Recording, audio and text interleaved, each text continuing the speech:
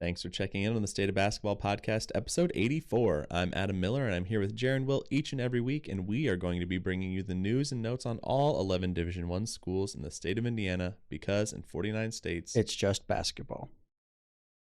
That phrase has gotten a lot of run this over the last few weeks, but I'd like to say that we didn't coin it, but we popularized it. Yeah. We've made it our own, you know. It's become synonymous with the show, even though part of our intro is a lie again this week because we're only talking about one school again. And this is one that I'm really, really excited about because I'm excited for the school. I'm excited for us, to be honest, because this is the quickest interview we've gotten with a coach since they've been at their school, right? Like, yeah, first week. Yeah, it's not like an exclusive, thing with us, but like feels cool to like be there at the Genesis, Yeah, it's I'm very excited. I think that if people are watching the video, you can see we're both wearing IU Indy apparel, and obviously it says on the episode title and the end of the bottom, but we are talking to Coach Ben Howlett at IU Indy. Like Adam said, he's been on the job for not even a week at this point. Yeah. Formally announced earlier this week, I believe. Yeah, I think on like Monday. So we're hoping to keep it short just to be respectful of his time, because we understand it's probably a pretty busy time for him. Yeah. Got a lot of work to do over the next few weeks and months for the Jags, but I'm really excited. I think it'll be a really cool opportunity to just, talk to him. Yeah, I mean, comes from Division II, so, you've seen some Division II coaches come up to D1 and have instant success, and kind of when you hear about Ben Howlett, the one thing you hear is winner. Like, he's a winner.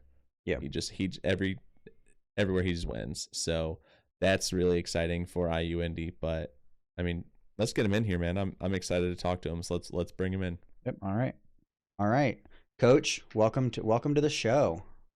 Thanks for having me on here, guys. Yeah. Thanks for taking the time. We let in our intro that we know it's probably pretty busy for you, so we obviously want to be respectful of your time, but also we appreciate you taking the time to join us. Yeah, absolutely.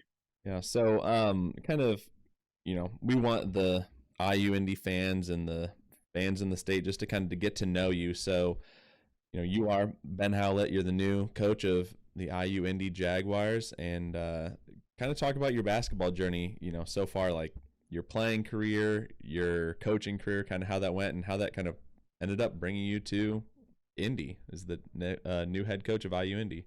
Yeah. So I was fortunate enough to play at West Liberty University, which is a Division II school in the Mountain East Conference. It was the West Virginia Conference at the time. Now it's the Mountain East Conference, and spent 4 great years there as a player. And we were kind of the founders of that program. I was the second recruiting class going to West Liberty, and we won multiple 20-game win seasons there as a player, and really started to open my eyes to the coaching profession when I was a player, and realized that I didn't want to get a real job after I was done playing. So I was lucky enough to stick around for my 5th year, and I was a student assistant coach for Coach Jim Crutchfield. He was nice enough to let me stick around and kind of just do some scouting and a little bit of recruiting as a student assistant. And then after that 5th year, I was fortunate enough to get on another Division II program as a part-time assistant at Ohio Valley University in Indiana, West Virginia. And during that time, I was also a part-time teacher at a high school back at my alma mater, Marietta High School, and so I was the only assistant coach at Ohio Valley University. So I got to do a little bit of everything and learned about budgeting and learned about recruiting and game planning and practice planning. And then I was very fortunate to get the lead assistant at West Liberty 1 year after Ohio Valley University.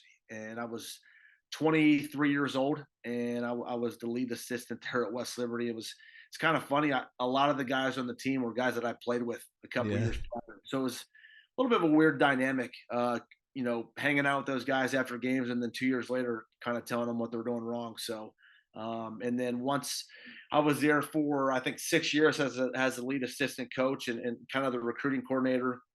And then I got the keys to the Corvette handed to me at the age of 30 and became head coach there at West Liberty. And then obviously, we won a lot of championships and won a lot of games and had a lot of great memories. And then obviously 8 years of head coach at West Liberty. A week and a half ago, IU Indy calls and says, come be our basketball coach. And here I am today. Well, I'm sure when you made that transition back to West Liberty as an assistant coach and you were telling those players that you played with what to do, I'm sure telling them, hey, man, I averaged more points than you. You got to – I know what I'm talking about. You got to listen to me.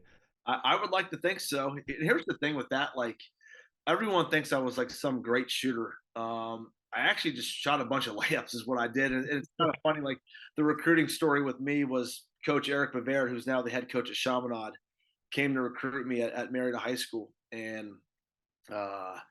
that night I actually set the school record for points. I had 48 points in that game, and Coach Bavard went back to Coach Crutchfield and asked, Coach Crutchfield said, how did he look? And said he was all right. He had 48 points, but they were all layups. And Coach Crutchfield looked at him and said, I love layups. Like, let's recruit this guy. So it's the highest percentage shot. Yeah, there you go. So like, I did shoot a lot of layups, but I shot a lot of layups in college as well.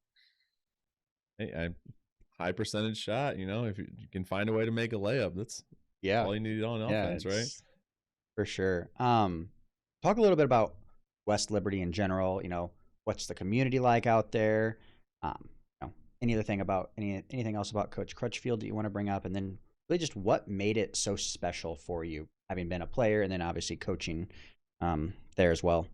Yeah. So West Liberty is a very rural setting. We're about probably 15 minutes from Wheeling, West Virginia, and maybe 45 minutes to an hour from Pittsburgh, Pennsylvania. And I'm 38 years old and I spent 20 years of my life at West Liberty, and just the people there are just so good. And from a basketball standpoint, they care. Like, a lot of times at the Division II level and even at the Division I level, sometimes like attendance and people caring about the program is not very good. But at West Liberty, people care about the basketball program. And a lot of that is because of our unique style of play, and we're different. Like, we're a very different style of play, and people have come accustomed to that at West Liberty. So not only do you have to win games there, you have to score 100 points per game for the fans there to be happy, it's a unique setting. It's unique, and it puts a little bit of pressure on the head coach, but I think pressure is good. So West Liberty is just such a unique place, and it's holds a dear place in my heart because I did spend a lot of time there. And obviously Coach Crutchfield was the one that got started. When I think it was 2005, he got the head job there and decided to play a certain style of play. And if you look across the college basketball landscape now, there's quite a few teams that's running the so-called system that we implemented back in 2005. So. Can't thank Coach Crutchfield enough. A lot of my basketball knowledge comes from him, and obviously he's just killed it at Nova Southeastern, and he's going to continue to kill it there. Back in 2023, Jaren and I were sitting before the state championship high school games. We were sitting in a bar watching, waiting, killing time, and the D2 national championship game was on, and we were watching, and I was like, these guys are scoring a billion points. And we went back and looked, and we pulled up yours and Nova Southeastern's schedules, and we're like, they scored like 160 points in these games. This is ridiculous. And did not know that 3 years later, 2 years later, that was going to be you. Yeah, it's funny. Like, that game itself, it was just unique because both teams were doing the same exact thing. The same exact thing, the same exact actions on offense, and pressing the same exact way. So it almost felt like, from a coaching standpoint, it was almost like an open gym because we weren't going to change the way we play. They weren't going to change the way they play. And a lot of times our workouts in the fall we're just going to play to 100. That's our workouts, and we do it by pressing. So it almost felt like one of those games to 100. But I think that game was the first to 115 was going to be the winner of that game. So I think the fans got their money's worth. Obviously, we fell a little bit short, but it's good that someone with the West Liberty tie won the national title. Yeah, that's awesome. Yeah, it was. I remember that Adam brought it up, and I was like, "Oh yeah, that was." We were locked in. We had we weren't super familiar with either school outside. I think we've heard of Nova Southeastern, and like very seldomly West Liberty. And it was like, that was fun. That's what a national championship should look like. Right. Yeah. I love that. We'll talk a little bit more about your style later, but you got the job. I don't know when it was official. Was it official Monday? They made it official. Yes, Monday. So hasn't even been a week. Hasn't even been 4 full days. So what was the first thing on your agenda when you got the job? Obviously, going to Indy was probably number one. But what was like the first thing on your mind? I wanted to see what I was working with. I knew a lot of their players are and were in the transfer portal at the time, and so I dove into that. I was trying to research who's still on the team, who's found another school, and then from there it was let's start recruiting. And I'm one of those guys that I recruit all the time. Like there's not a second. The past 4 or 5 days, whatever it's been, my phone has just been ringing off the hook, and I've been on my phone all day, every day. But the first thing was I got to see what I'm working with. I've got to get in contact with some of the guys that I had relationships with at West Liberty, and then I have to look in the transfer portal too. I think and everyone talks about the honeymoon stage, and everyone talks about just get through year one and year two. You can start your Mm-hmm. I don't want to do that. I want to win now. Like I want to Yeah. right now. I've never been a part of a losing program in my life. We've averaged I think 28 wins per year at West Liberty, and for me, like my job is to win right now, and I'm doing everything I possibly can to ensure that. And I'm doing, I'm trying to construct the roster the right way. And what does that mean? It means, yep, they fit our style play on the court, but they're also good people off the court and they're good students. The last thing I want to do is have my assistant coaches have to walk guys to class or go make sure they're in class or I just want guys to make the right decisions, off the court as well. So we're trying to get to know these recruits as best as we can. I've got some guys coming over from West Liberty, so I think the roster is in a really good shape right now, and we're just looking to add a couple more pieces. That makes sense, and that kind of leads into our next question. Is just in general, right? Recently, IU Indy has been a tougher place to win. Did that play a factor in your desire for the job? And then kind of a second part is that how do you plan to compete in the Horizon League? Right? You said you've been a winner everywhere you've been. All you know is winning. And we obviously we expect you to be able to win at IU Indy, but just curious, kind of, if that played a role in the decision. Sure, I think I'm ultra competitive, and I would be lying to you if I didn't say it didn't play a factor because it did. And I that's the intriguing part to me because I think the athletic department, the school, the basketball program, it's got everything you need to win. It really does. And this city, we're going to do something a little bit different than most teams are going to do. And I think this city and this state's going to latch on to our program. And that's our goal is to put a product out on the floor that's so fun to watch. And, when our fans watch our team play, they're going to think, man, these guys just play so incredibly hard. And that's what we're trying to do. And the second part of your question, about the Horizon League, right now we're just focusing on IU Indy. That's our main focus is let's focus on IU Indy. Let's add the pieces that need to be added. I've got to add a coaching staff as well, and I'm working hard on that. And there's going to come a time where I'm going to familiarize myself with the Horizon League. And I know a lot of the coaches personally in the Horizon League. There are some I don't know, but I do know a lot of them. And I've been fortunate enough to watch a couple of their games. Just, when I was being hired, I watched some of the IU Indy games for some of the Horizon League teams. Obviously, we got our hands full, but it's a challenge that I know myself and my staff are looking forward to. So, you know, you're going to be getting a new arena soon. I don't know when that's supposed to be finished, but that's going to be, you know, a boost to the indie community, exciting for the fans. But they're probably wondering, you know, like what is the product on the court going to look like? So if you had to sum it up in like one sentence, you kind of talked about, you know, playing hard, playing fast. What should the fans expect to see from the team? You're giving me one sentence? As many as you need. Okay, good. That's a better. I like that one better. As many as you need. We have no restrictions here. So I feel like from a defensive perspective, we're going to make everything really tough on the other team is what we're going to try and do. We don't want there to be 1 second where they can look at their coach and their coach can give them, hey, run set 5. We want them under pressure the entire possession. So we're going to pick them up 94 feet. We're not going to try and let them catch the ball. We're going to deny them the ball.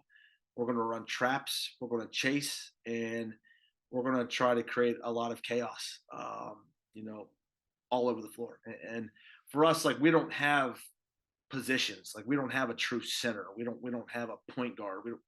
We just recruit guys that can do a little bit of everything, guys that are versatile and can play multiple positions. And so for us, like, we're just going to try and be really tough. And if you look at like the DNA of our West Liberty teams, I think the one thing that other coaches would say is, man, they're so tough, and they play so tough, and they do the little things that make your team good. And that's what you're going to see from a defensive perspective. And from an offensive perspective, a lot of our players are going to be making decisions out there. You know, the last thing we want to do is have a strict offense where guys are scripted, where they're passing one way and screening away the other. Like, we want our players to have everything in their arsenal, everything that we talk about as far as an action on offense.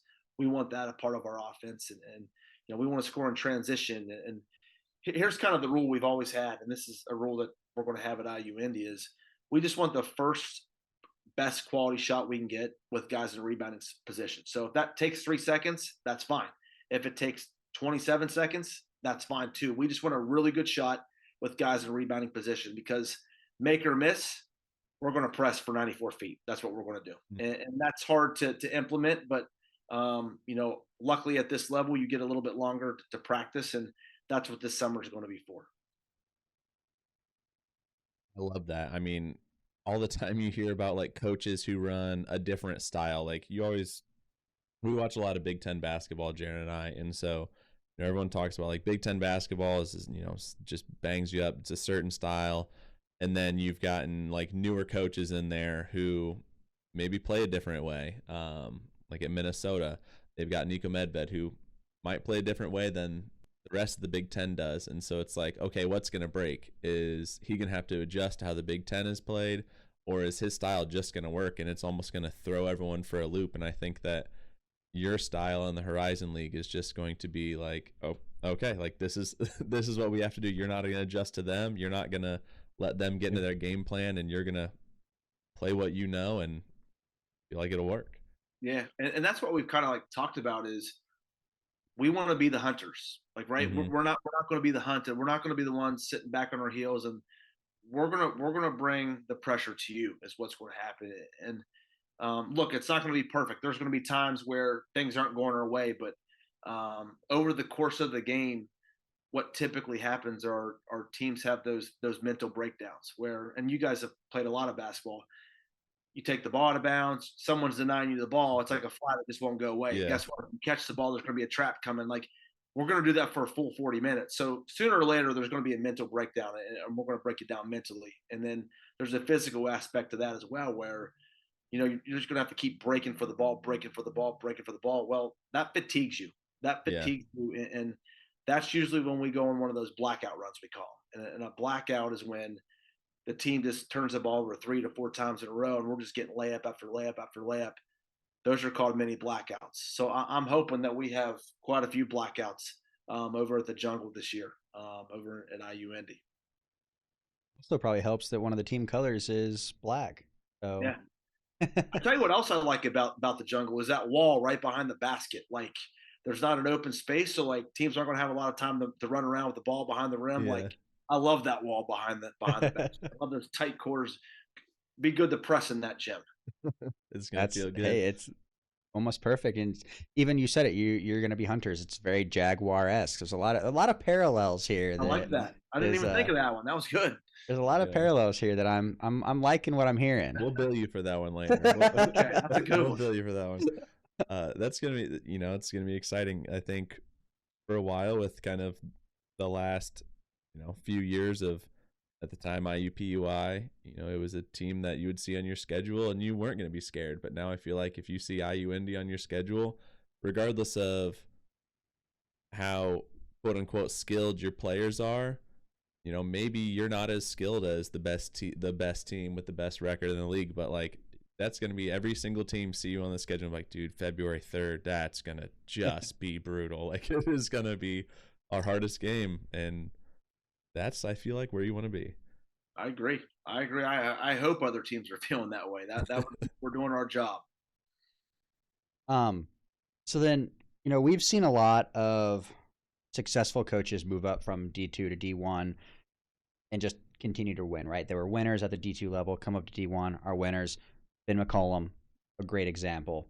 What he did at Drake last year, and obviously now moving on to Iowa. So there's the sentiment, right, that we hear a lot that winning is winning. Is there truth to that statement, that winning is winning, or kind of what are your thoughts on that?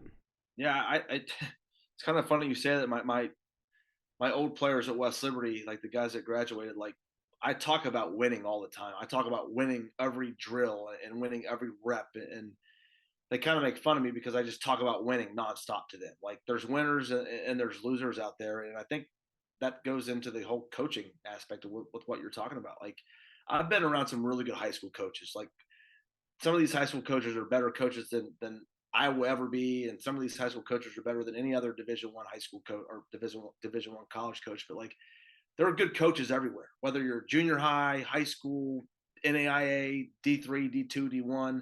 There's really good coaches everywhere, and I think winning follows certain people. And you mentioned Coach McCollum at Drake. Like it doesn't surprise me. Like it surprises a lot of people that weren't familiar with Division II, but like the people that follow Division II basketball and that knew who Northwest Missouri State was, like it was just a matter of when. It wasn't a matter of like, is he going to? It's a matter of when. When is he going to get this thing going at Drake? And it just took him 1 year. That's all it took. And he's going to kill it at Iowa. He just wins. He's a winner. Winning follows him. And same with Josh Schertz. He was at Indiana State, right? Yeah. And he kills it there and goes to, I think he's at St. Louis now. Like he did a great job. Winning follows him. And there's so many other coaches, I'm just going to speak for Division II, that have elite records and maybe just haven't got the chance at Division I level. And because they're not Division I, or they don't have any Division I head coaching experience or even assistant coaching experience. But I know if they got the chance, they would kill it at that level. Just because they win at a lower level, I think winning would transpire to the upper level as well. Can you kind of talk about like the Division II level, because you were coaching a program at the highest level in Division II, and I think so many people in our audience and so many just like Division I basketball fans only see Division I, and they might not realize like how the tip top of Division II compares to just like a regular D1. So how would you kind of equate those two? Like it's not, I think some people think that, oh, they're Division II players, they just weren't good enough to go Division I. But what's the reality there? Yeah. There's not that much difference, to be completely transparent with you. So the higher level Division II teams could definitely compete with the low to mid major Division I teams. There's no question about it. And we've had some unbelievably good teams here at West Liberty, and there's no doubt in my mind those teams would be able to compete in a variety of leagues at the Division I level. And there's great players. Just look at all the Division II players that have gotten enormous NIL checks from Division I programs. Like Sturts, there's good basketball everywhere, and there's good basketball at the Division III level. And I think what's starting to happen is every level is just kind of like a feeder to the next level, right? Mm-hmm. So D3 is a feeder to the D2, D2 is a feeder to the low major, mid major, and so on. So like, and we were just talking about this at lunch today. Like, I don't know if the Cinderella story is going to be there much more, like the NCAA March Madness. I don't know Mhm. about the Cinderella, because I think all the high major teams are going to take all these good players, whether they're at the low major level, the Division II level.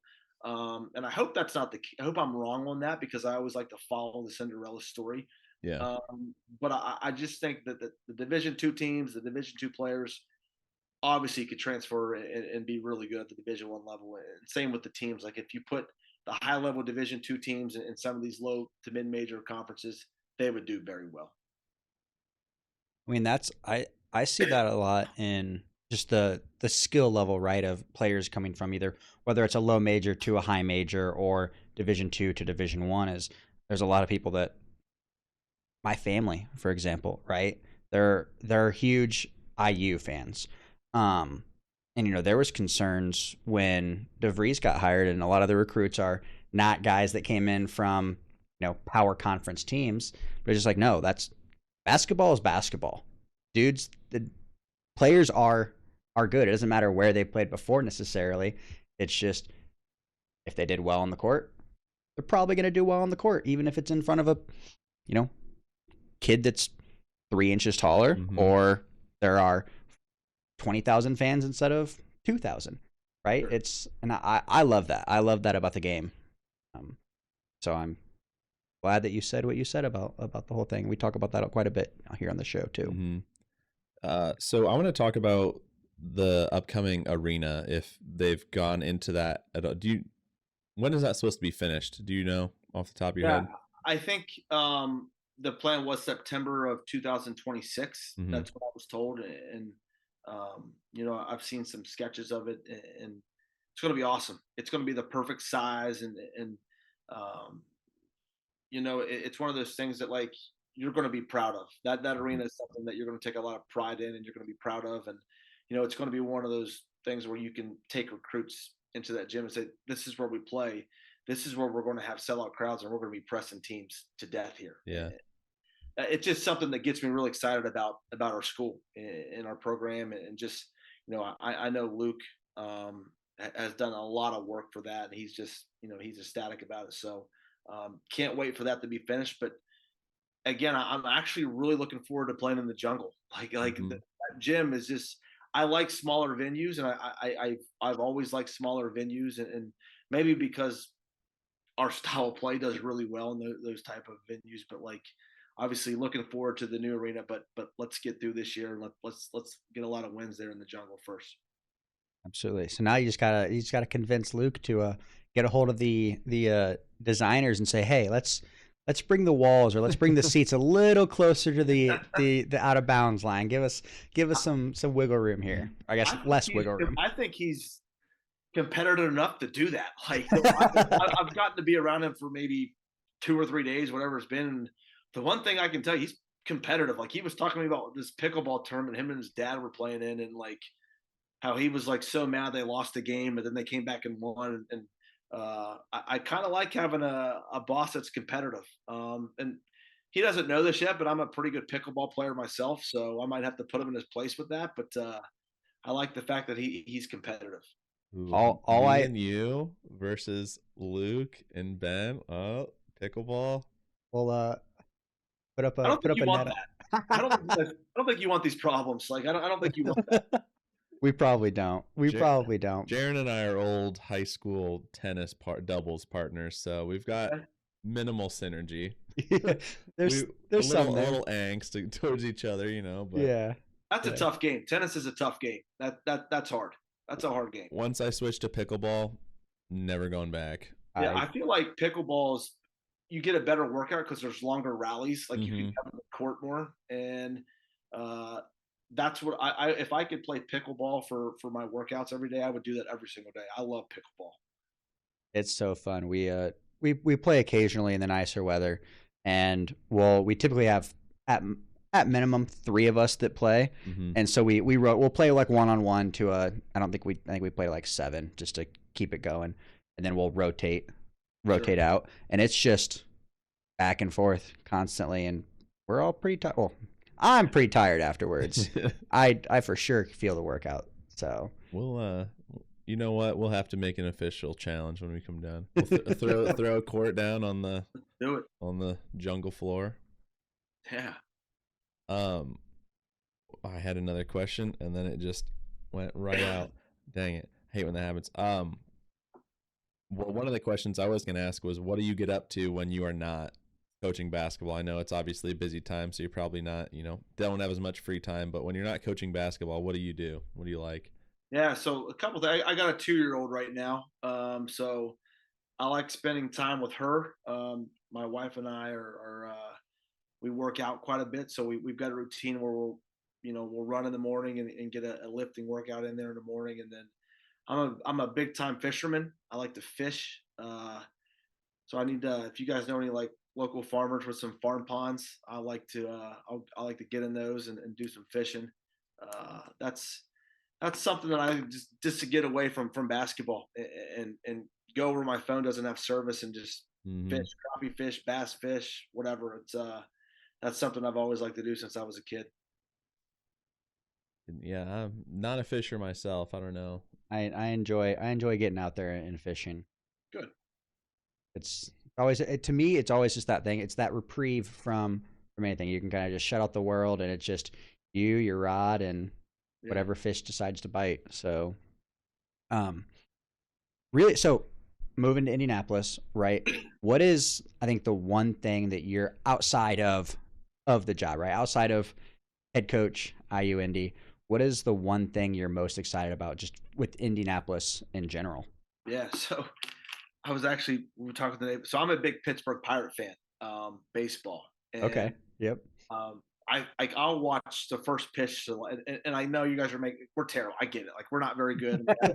Well, I'm a Cubs fan, so okay. So I'm not like a fair weather fan. So I usually go to a couple Pirate games a year, and I actually like follow some of their farm team stuff. So like the Indians or the Indianapolis Indians, like I'm actually looking forward to going to those games and being one of those guys like in the corner, like keeping score on a scoreboard, like on the score sheet. Like I'm one of those guys at a baseball game. So I'm actually looking forward to going to those games. And it's a beautiful park. Like that it is a beautiful park and it's good baseball at that level. So really looking forward to heading over there when I'm done recruiting and got some free time on my hands.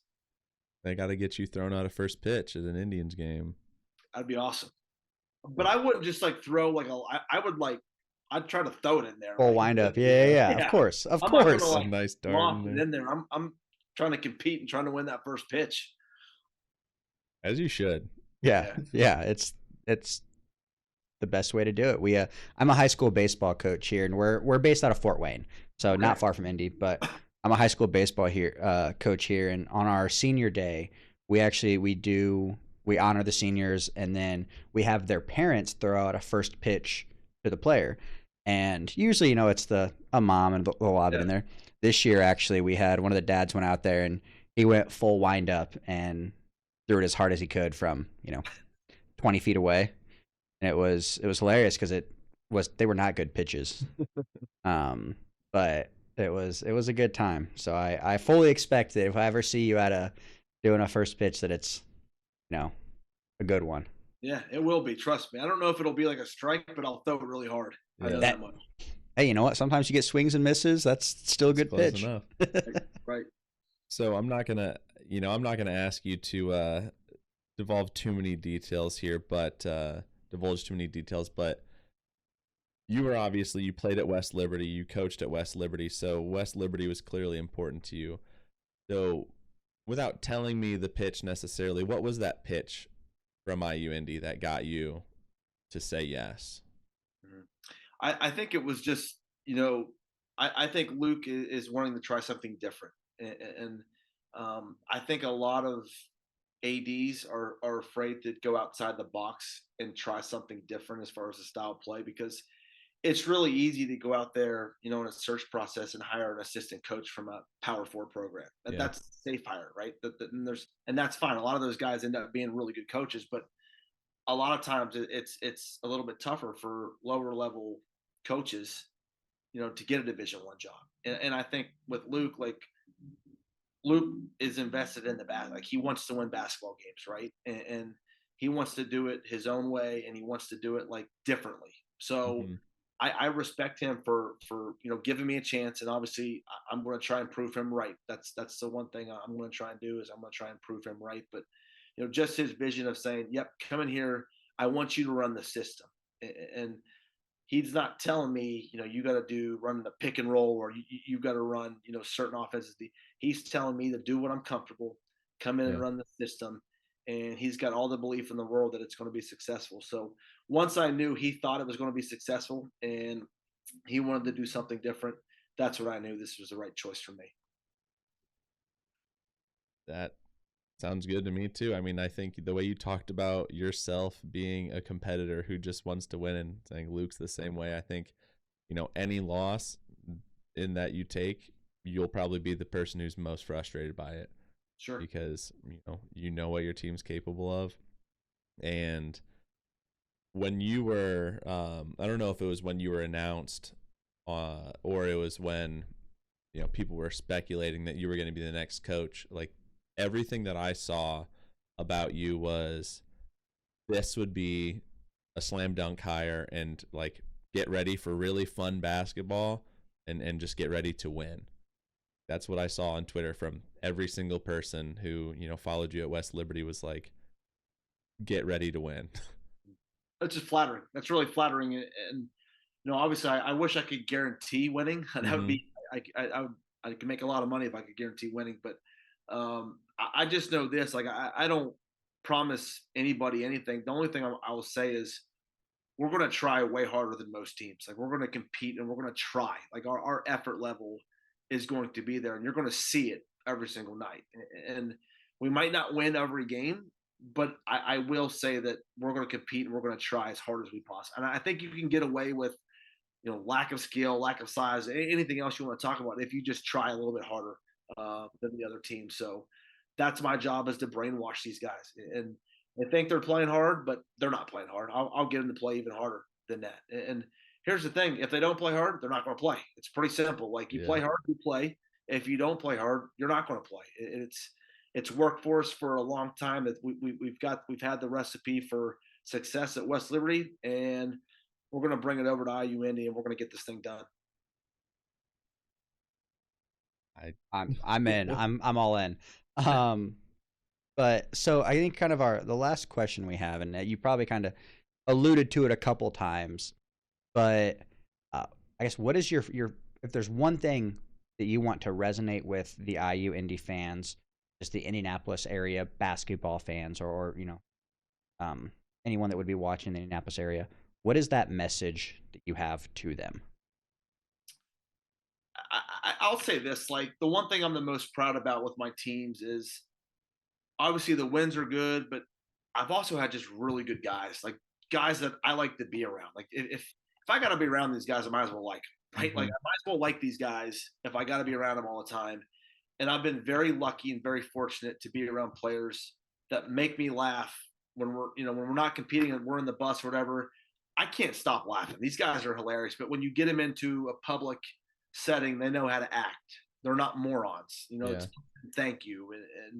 And our fans at West Liberty really, really enjoyed that, and they like that. And I'm looking forward to bringing that to IU Indy as well. Just getting really good kids in here. Yep, they compete, and they're trying to do everything they can to win.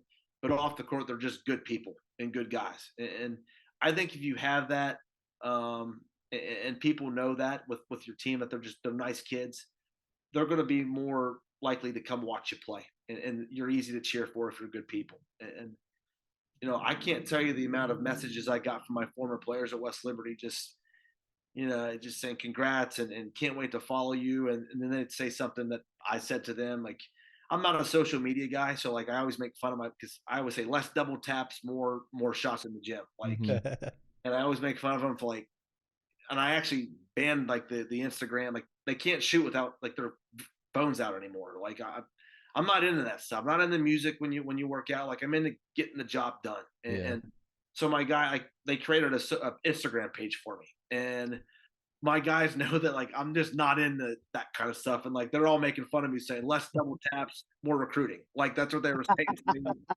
It was really funny. But again, like, I just want the Indianapolis area, the state of Indiana, to realize we've got really good kids that are just good people off the court as well.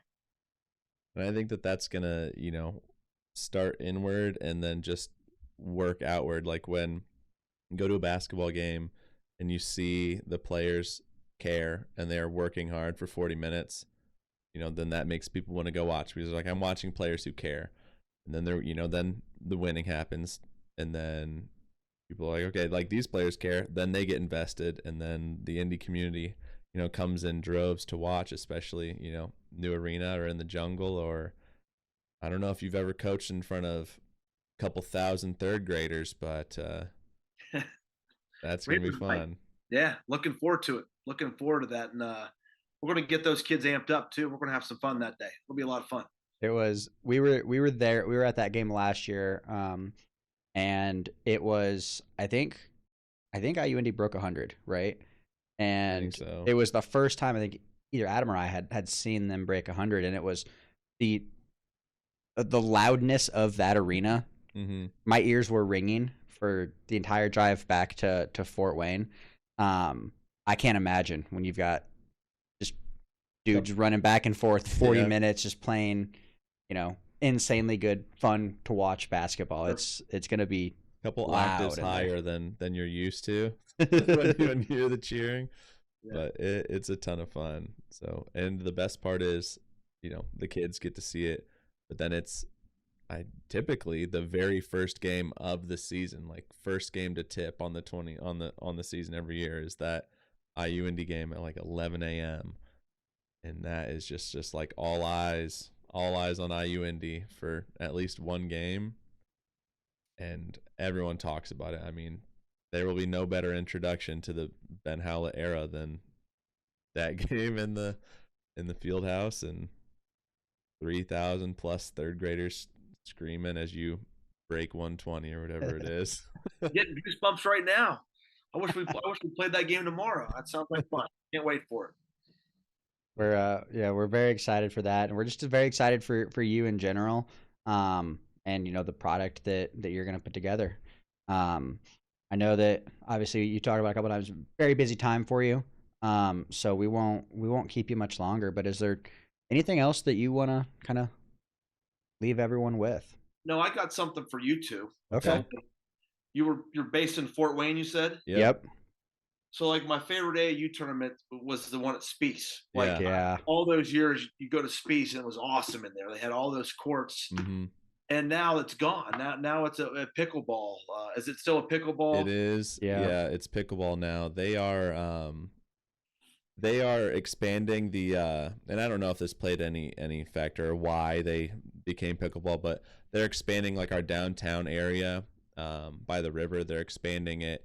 And like they've got like a nice park down there, and they're going to be moving the soccer field into the area for our minor league team. And then I think the plan is to put in a Spiece style like field house with a bunch of basketball courts to potentially bring that back. That'd be great. So that would be right. A lot of good games in that Spiece. A lot of good players. Yeah. A lot of good games. That was awesome. And the venue they have it at now is the Turnstone, which is down the road a little bit. Yep. It's still a very nice venue, but like nothing was better than Spiece. I loved going to that Fort Wayne tournament when Spiece was popping. Well, and it was, the crazy thing is just how widely regarded Spiece Fieldhouse was, right? Like people across the country, right, played there, knew what it was, and it was a pretty crazy there, just the uproar about when they decided to get rid of it. Yeah, I can still remember like walking in there and have all those jerseys of all the players that like have played there, and just the quality of players that were actually playing at AAU is just, it's insane. But those were some of my favorite AAU tournaments. Playing in there and also recruiting in there was awesome. Yeah, like what would it, you would have had guys like Greg Oden, Mike Conley coming through there. Like that's just such a cool thing. I mean, maybe you like maybe the fact that you like pickleball so much is part of the reason why they did it. They're like, listen, this basketball guy's even talking about pickleball on a basketball podcast. Yeah, but no, they need to make it basketball courts again. That was awesome back in the day. Yeah, that was in my opinion, a very big blow to just Fort Wayne because of a popularity of basketball in Indiana, right? Sure. And then obviously in Fort Wayne, which is a pretty decently sized city. So I was very disappointed when they got rid of it, but glad that they're potentially going to bring something back to have more Sure. high quality Sure. basketball here in town. So Absolutely. Yeah, and we will. I mean, if Luke invites us down or you invite us down, we will definitely come down for that first game. But we will almost certainly be seeing you when you come to Fort Wayne. Now, remember, I want you wearing some IU Indy gear. I gotta send that out to you. all I got is this hat. I Jaren's got got you. that sweatshirt. I got you guys. I got you. So we'll get some gear out to you guys and make sure you wear that when we play at Fort Wayne. Tough. we can. Coach Kaufman's gonna come for us. Yeah, he's been very generous to us as well. So it's We're gonna have to a bidding war. Yeah, you're like, Coach Kaufman, let us come to practice. I'm gonna have to let you coach in a game, right? To wear our jerseys or our gear, right? Sit on the end of the bench with the water bottles. Hey, we tell every coach that we've talked to we have 4 years of eligibility and 5 fouls to give. So if you need 2 people off the bench, might not be as quick and aggressive as some of the players you'll have, but we can give you quality minutes if you need them. I'll keep that in mind. Thank you. Sorry, we'll give you quality minute. Yeah, minute. It'll be. But all right. Well, thanks, Coach. That's all we had for you in terms of questions. Appreciated, you taking the time and your busy and probably pretty chaotic schedule to join us. So absolutely enjoyed it, and whenever you guys want to have me back, you let me know. I'll be happy to join it. All right. All right, we'll definitely do that. Well, again, thanks for joining us. Thank you, guys. IU Indy got a good one, man. I was excited, right, in general, from after they announced the hire, just seeing everything that he did at West Liberty. Yeah. And after talking to him for 45 minutes, I'm juiced up. I'm ready to go. I'm ready to watch basketball, ready to cheer on the Jags. I know, right? I'm mad I'm always mad it's not November for basketball, but I am very happy it's May right now in the rest of my life. Yeah. But there's no basketball. So, we just need to start the state of basketball tournament and pull some strings and get them in playing in June or something. But, obviously weren't going to ask him about hey, what guys are you going to bring some guys over? You can't talk about recruits obviously, but I'll be interested to see what the makeup of the team is. Yeah. Is it going to be, some guys from West Liberty, like you saw with Drake, right? Yep. Brought some guys over, brought some D1 transfers over. What the makeup of that team is. Obviously, it's first and foremost going to be people that will play hard and will fit the style and that he can laugh with, but will also be professional when the time is right for that. So whoever he gets on that team, they're going to be workhorse. Best conditioned team in the state, country, maybe. It's gonna be so fun to watch them play. IU Indy, gonna be appointment viewing again, but for a good reason. Yeah, it'll be a good reason to watch. And I'm just so excited. I cannot wait to get down there.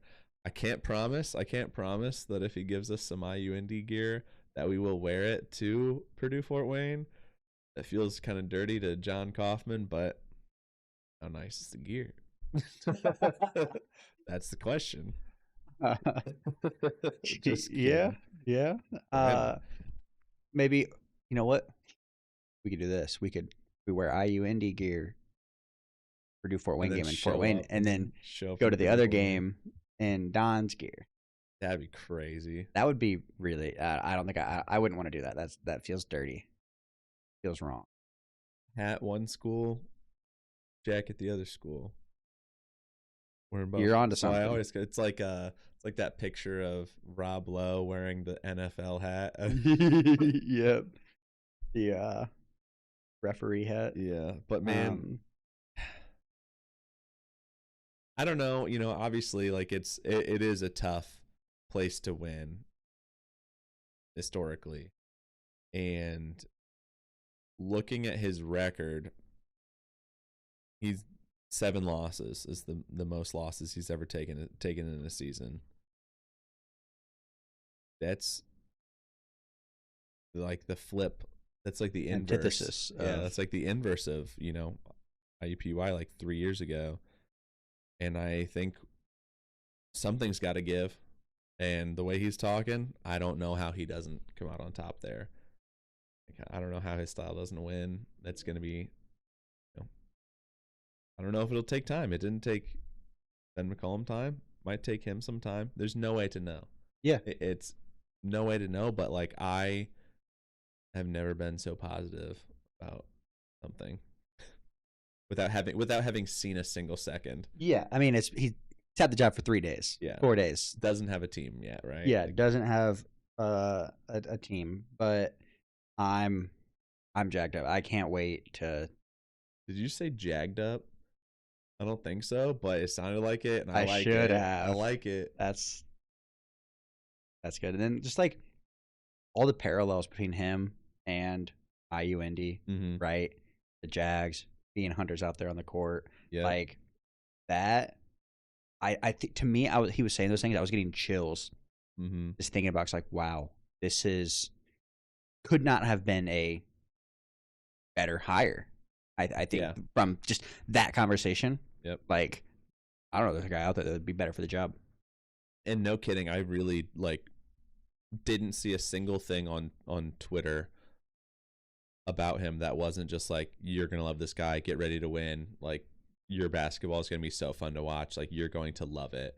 Like that's all I saw. And I was like, that's a good sign. And even like West Liberty fans were not even like, no, our coach left. They were like, he's gonna be so good there. Yeah. It was like happy for him, which tells me a lot about the community and kind of how he was beloved down there.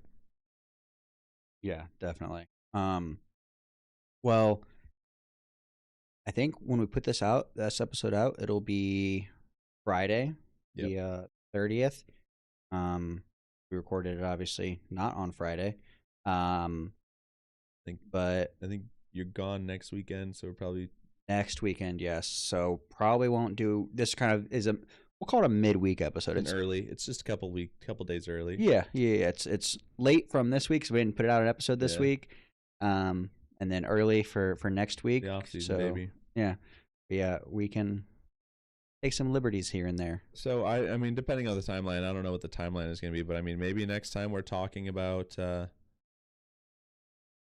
first time world champions. Indiana Pacers. That timeline could work. Potentially, yeah. And if they don't win, I never said anything. I didn't jinx it. What dog? For the fans at home. Yeah. Get yourself to an IU Indy game. Get yourself to the Jungle and go check them out because they're going to be a ton of fun. Must watch basketball. Yeah, appointment viewing. Yeah, pretty much. All right, well, I think that's the show. Clock is showing quadruple zeros. Time for us to get out of here. Thanks for checking in on the State of Basketball podcast. We will see you next, whenever that.